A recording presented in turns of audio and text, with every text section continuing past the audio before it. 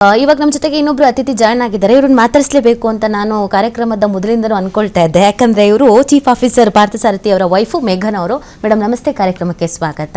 ನಮಸ್ತೆ. ನಮ್ಗೆ ಯೂಶಲಿ ಹೊರಗಡೆಯಿಂದ ನೋಡಿದಾಗ ನಾವು ಅದನ್ನ ಫೀಲ್ ಮಾಡ್ತೀವಿ. ಓಕೆ, ನೇವಿಲಿ ಕೆಲಸ ಮಾಡ್ತಾ ಇದ್ದಾರೆ ಅಥವಾ ಆರ್ಮಿಲಿ ಕೆಲಸ ಮಾಡ್ತಾ ಇದ್ದಾರೆ ಅಂತ ಅಂದಾಗ ಒಂದು ಭಯ ಅನ್ನೋದು ನಮ್ಗೆ ಇದ್ದೇ ಇರುತ್ತೆ.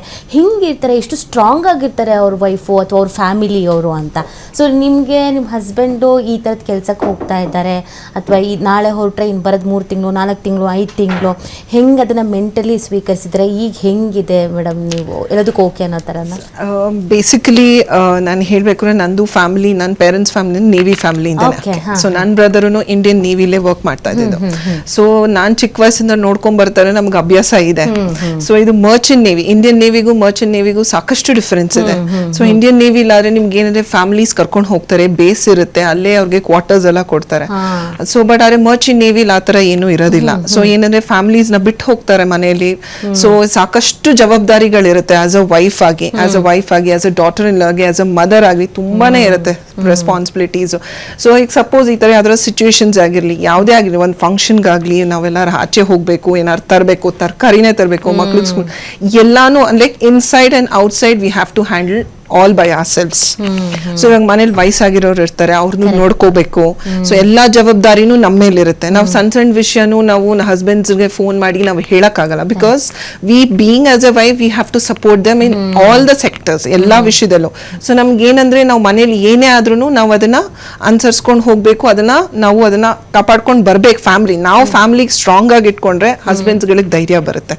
ಸೊ ಹೌದಪ್ಪ, ನನ್ನ ಫ್ಯಾಮಿಲಿ ಸೇಫ್ ಆಗಿದ್ದಾರೆ, ನಾನು ನೆಮ್ಮದಿಯಾಗಿದ್ದೀನಿ, ನನ್ನ ಫ್ಯಾಮಿಲಿ ಆರಾಮಾಗಿ ಅಂದಾಗ ಅವರಿಗೆ ಅಲ್ಲಿ ಕೆಲಸ ಮಾಡಕ್ಕೆ ಒಂದು ಹುಮ್ಮಸ್ ಬರುತ್ತೆ.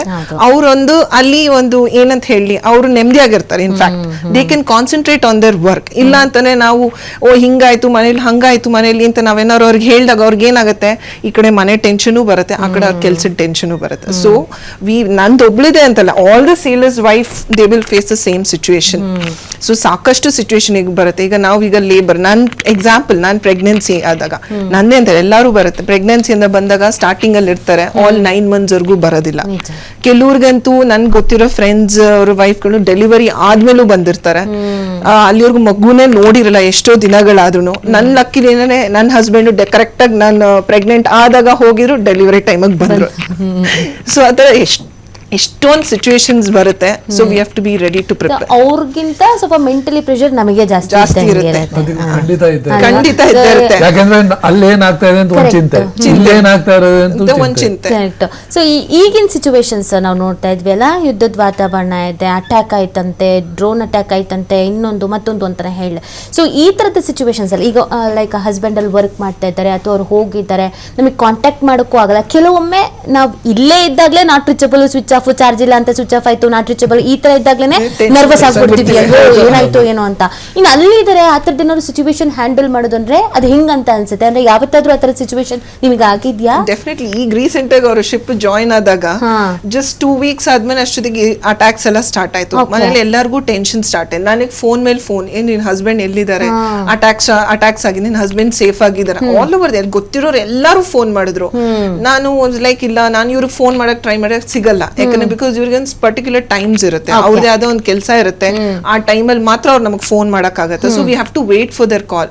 V can just drop a message, but ಆ ಮೆಸೇಜ್ ನೋಡಕ್ಕೂ ಅವ್ರಿಗೆ ಟೈಮ್ ಇರಲ್ಲ. ಅವ್ರಿಗೆ ಫ್ರೀ ಆದಾಗ್ಲೇಗೆ ಬಂದು ನಿಡ್ತಾರೆ. ಬಟ್ ಅಕಸ್ಮಾತ್ ಆ ಟೆನ್ಷನ್ ಅರೈಸ್ ಆದಾಗ್ಲೂ ನಾವು ಮನೇಲಿ ಟೆನ್ಷನ್ ತೋರ್ಸ್ಕೊಂಡ್ರೆ ಮನೇಲಿ ವಯಸ್ಸಾದವ್ರಿಗೂ ಟೆನ್ಷನ್ ಆಗ್ಬಿಡುತ್ತೆ, ಮಕ್ಳು ಇರ್ತಾರೆ. ಸೊ ನಾವ್ ಎಷ್ಟೇ ಟೆನ್ಷನ್ ಆದ್ರೂ ನಾವ್ ಅದನ್ನ ತೋರ್ಸ್ಕೊಳಕ್ ಆಗೋದಿಲ್ಲ, ನಮ್ಮನ್ನ ನಾವೇ ಇಟ್ಕೋಬೇಕು. Unless and until we get a call from them, ಆ ಸಮಾಧಾನ ಅನ್ನೋದು ಇರೋದಿಲ್ಲ ನಮ್ಗೆ. ತಿನ್ನಕ್ಕೂ ಆಗಲ್ಲ, ಮಲಗಕ್ಕೂ ಆಗಲ್ಲ, ಆ ತರ ಆಗ್ಬಿಡುತ್ತೆ. So that was a situation where I face recently with him. Then ಯಾವಾಗ ಅಂದ್ರು ಇಲ್ಲ, ನಾನು ಶಿಪ್ ನಾನು ಸ್ಟಾಪ್ ಮಾಡಿದೆ, ನಾನು ಹೋಗಲ್ಲ ಅಂತ ಹೇಳಿದೀನಿ ಅಂದಾಗ ಸ್ವಲ್ಪ ಸಮಾಧಾನ ಆಯ್ತು.